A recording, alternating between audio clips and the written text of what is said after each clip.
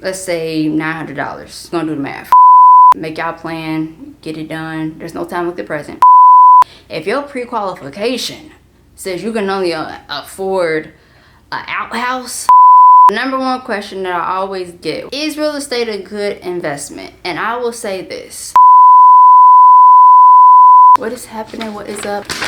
What is good? My name is Lex and I am a real estate agent in the city of Cincinnati. You already know by the title, we are going to be doing the top 10 questions that I have been asked in real estate. Yes, I am a licensed real estate, thank you, agent in Ohio, and I have been for almost a year. September the 14th. Yes, in a month I will be 1 year certified as a real estate agent.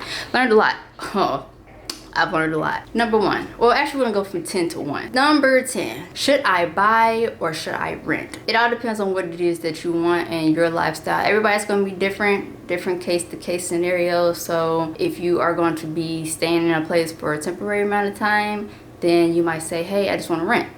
But if you decide, hey, I'm going to be here for a little bit, or I'm not sure if I'm going to be here for a little bit, and I might be here for a year, 2 years, 3, but it all just depends. There is no set in stone answer, so long story short, it depends on you. Number 9, how much is my house worth? This would be from an appraiser. An appraiser will actually come out and value the home depending on what it is that your house is made of, the roof, whether or not you have basements, how many rooms, how many bathrooms, are there upgrades, are there things that need to be fixed, what is the neighborhood looking like? Does the neighbor over here and over here from your left and right, do they have similar homes? Do you have a garage? Do you not have a garage? A balcony? Acres of land? Do you have square footage of land? It just depends on what the appraiser says. Everybody's a case-by-case scenario.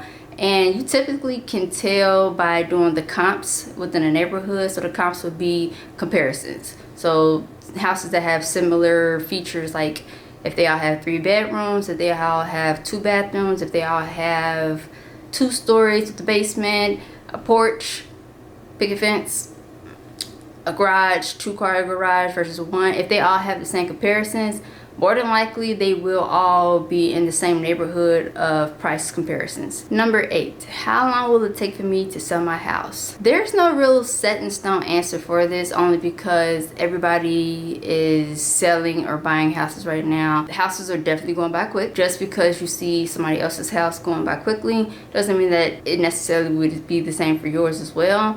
There are some houses that I've seen that have been gone the next day, or a week from now, or a month from now, or some houses have been on the market for a year, 2 years. Everything just depends on how well that house is taken care of. So if you're taking care of your house pretty well, then you have I would say, a better chance of selling your house pretty quickly. Number 7, how should I prepare my house in order to sell it? There we go. As I said it before, houses that have been maintained very well have a higher chance of it being sold. Pictures, when you're putting those pictures online, well, the MLS, the multi-listing system, your agent is going to put them online for you. If the pictures look nice, bright, vibrant, the rooms are nice and clean, if there's not a bunch of clutter everywhere, the lawn is mowed, you don't have a lot of trash everywhere, roof looks nice, you just want to make sure when you have these images posted online that they are in the best shape possible. When you see a picture online of a hamburger, if that burger looks appetizing, you got a better chance of wanting to go out and buy that hamburger. If 10 people saw the same hamburger and that hamburger looks like mush,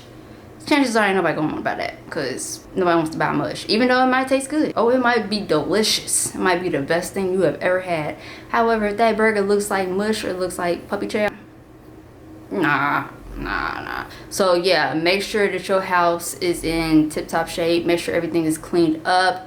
Even if you are still going to be living in the house for a while until it is sold, at least have everything arranged to where it looks, what the kids say these days, aesthetically pleasing. Also, if there are any updates that you need to make, if those shingles on the roof need to be fixed, if the basement needs to be organized, or if there's water damage that needs to be fixed, if there's leaks, get that fixed, or holes in the wall, get those patched up, doors are hanging off the hinges, hinge them back. Anytime you have a pet, make sure that the smell is not going to be at home. Get those smells out. If you have to deep clean everything in the house, you gotta do what you gotta do in order to get that house. You might have heard these 2 terms. You have pre-qualification and also pre-approval. Pre-qualification is basically the first thing that you'll ever do with a loan officer. So they'll take your information like bank statements, W-2, how much you make, how long you've been on your job, what are your spending habits, how many cars, how many houses do you have, basically just like your assets. And they're going to basically give you a guesstimate of what it is that you can afford. And they're also going to use like a soft credit check, and it doesn't affect your credit points. They just want to know where you are. That way, if you're just like, hey, right now I just want to know where I'm at, that way I can see if, hey, do I need to pay off something? Is there anything that where's my credit, so I can build up my credit? Is there any debts that I need to pay off so I can, you know, boost my credit and also lower my credit utilizations? That all would be a part of the pre-qualification. Now, the pre-qualification is when you're getting ready to actually buy a home or buy a property. So there's taking that same information, but this time they're doing a hard credit pull. Taking the same information, but this time they're letting you know a definite number. You might be thinking based on what you have, like if you only have one car, if you have low debt to income ratio, if you had a job for a while, if you don't have bad spending habits, if your bank statements look okay, you might be thinking like, okay, I can afford maybe a $150,000 house. But when they give you that pre-approval, they might say, oh, actually, based on what we got here, you can afford a $220,000 house. So both of these are important, but the one that comes first is the pre-approval.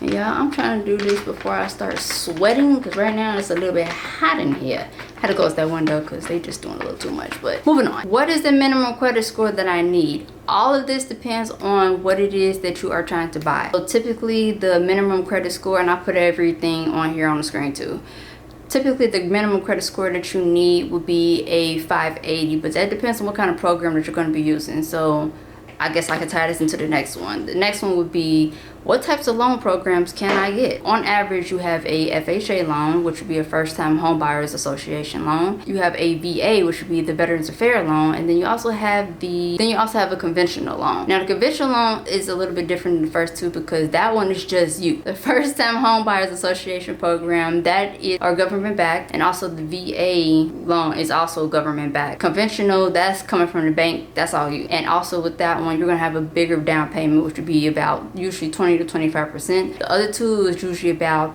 3 to 5% depending. With the FHA loan, your average score would be about 580. However, you would be needing a bigger down payment for that one. With the VA loan, some lenders don't require a credit score at all because it's a veteran's loan. However, there are some that require a 620. Make sure you check with your lender. Also, with the conventional loan, on average you need about a 620. If you can get up to the 700s, that'll be even better. In order to get the best interest rate for all three of these loans, you definitely want to make sure that you have the best credit score possible. I would say definitely aim for the 700s. All right, we killed two birds with one stone, so we got number 5 and 4 out the way. So now we're going to head to number 3. How much can you afford? We're going to go right back to the pre-approval and the pre-qualification. That literally will tell you what you can and cannot afford. So if you're trying to figure out, maybe I can, maybe I should, maybe I could. Look, don't even start looking for no houses. Don't hit up your real estate agent and say, hey, I'm ready. You ain't ready to look until you know how much you're going to afford. Trust me. There are some things that you think that you can afford, but until you get that information back, you will not know what you can and cannot get. You might be looking for a $300,000 house. But if your pre-approval and your pre-qualification, no, scratch that. If your pre-qualification says you can only afford an outhouse, look, don't even waste your time, buddy. But that doesn't mean that later on you can't fix it and come back and get you something different. But you know, everybody gotta start somewhere, okay? So you might be able to only afford a $150,000 house. That's fine. Start somewhere. You don't have to necessarily wait until you can afford a $250,000 house. That might be 2 years from now. But if you're trying to look to buy something now, you're looking to try to build equity and, you know, just put yourself into a better position for ownership, start where you are. Don't compare yourself. And that's another thing. Don't compare yourself to other people. Start where you are.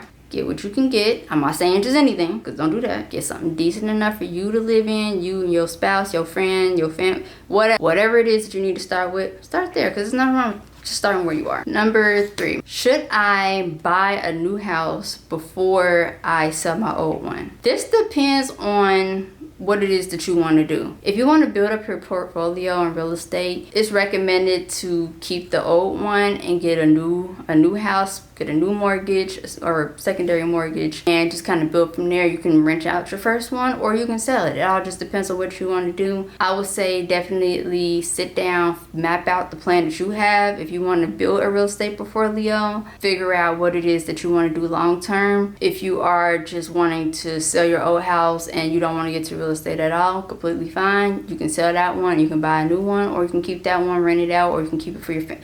It all just depends on what you do. There is no right or wrong answer, just like the one I said before. There's no right or wrong answer for this because everybody's going to be different. Number 2 question, and I've already touched on this briefly before, but I'm gonna just name it again. What are the main types of loans that you can get? Conventional, VA, and FHA. The number 1 question that I always get, is real estate a good investment? And I will say this. If you live in a apartment complex and that apartment complex rents everybody for, let's say, $900. Gonna do the math. $900 a month times, let's say there's 30 units. That is $27,000 per month that your landlord is making. We are going to multiply that by 12 months, because 12 months in a year. That is $324,000 in a year. Now let's say they spend about 40% of that on fees that they had to pay every month or every year. So minus 40%, $194 per year. Now let's say you have a house, right? And that house, you have to pay a mortgage of $800 a month, and you are renting that place out for $1,500 a month. $1,500 minus $800 is $700 per month. Now if you multiply that by 12, that's $8,400 per year. It literally all depends on what it is that you're looking towards, because if you are looking for longevity, I would say absolutely it is definitely something that can replace your normal 9-to-5 income. There are plenty of people that will tell you to buy real estate for whatever reason, whether it's just you buying and holding. So if you're buying and holding and you're allowing that to build equity over the years, if you buy a $150,000 property this year, 10 years from now it might evaluate at $250,000. Now you done made $100,000 off that property. I'm just saying, like, it depends on what you want to do. Everything has its drawbacks. Some people might feel like it's a lot to deal with, having to own multiple properties and having to rent it out and having to do this and having to do that. No matter what you do, no matter where you go, it's always going to be something. I'll throw it to you just like that. It's always going to be something. So you have to figure out what it is that you're okay with. So in my very short answer, yes, it is very, very lucrative for you to have real estate, either just for you or if you want to just pass something down to your... And it is hot, so I'm gonna wrap this up. It is hot in here, and I gotta open this window back up. So yeah, that is the top 2 questions that I have for you guys. If you have any more questions, please feel free to drop them down below. I got more questions, of course, but that's just the top 10 because I don't want to do a long ass video. So drop your questions down below and I'll definitely do a video on that. Some of these questions I'm gonna go deeper into on some other videos, but for the sake of time, I'm just gonna wrap it up here. So thank y'all for watching. Appreciate all y'all. To all the homies out there, whatever it is that you're wanting to do with real estate, go ahead and do it. Make y'all plan, get it done. There's no time like the present. I love y'all. Y'all take care. Y'all be easy. Y'all be safe. And y'all have a good day.